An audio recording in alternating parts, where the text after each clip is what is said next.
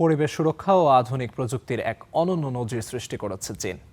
দেশটির হেবেই প্রদেশে চেংদু শহরে একটি বিদ্যুৎ সঞ্চালন লাইন নির্মাণে প্রথমবারের মতো যৌথভাবে দুটি হেভি লিফট বা ভারী পণ্যবাহী ড্রোন ব্যবহার করা হয়েছে।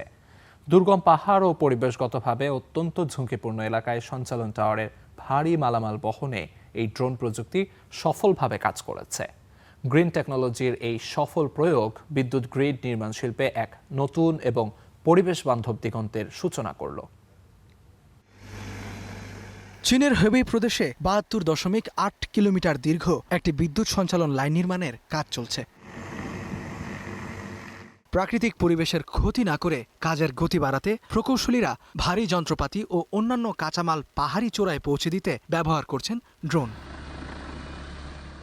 এই ড্রোন প্রযুক্তির কল্যাণে পাহাড়ের উপরে থাকা টাওয়ারের ভিত্তি নির্মাণ সাইটগুলোতে প্রতিদিন শত শত টন মালামাল পৌঁছে দেয়া সম্ভব হচ্ছে, যা প্রথাগত পদ্ধতির চেয়ে নির্মাণ দক্ষতা ও গতি বহুগুণ বাড়িয়ে দিয়েছে।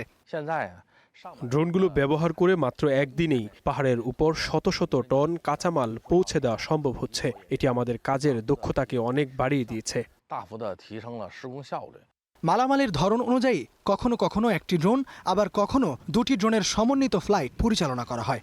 দুটি ড্রোনের সমন্বিত ক্ষমতা ৬৫০ কেজি।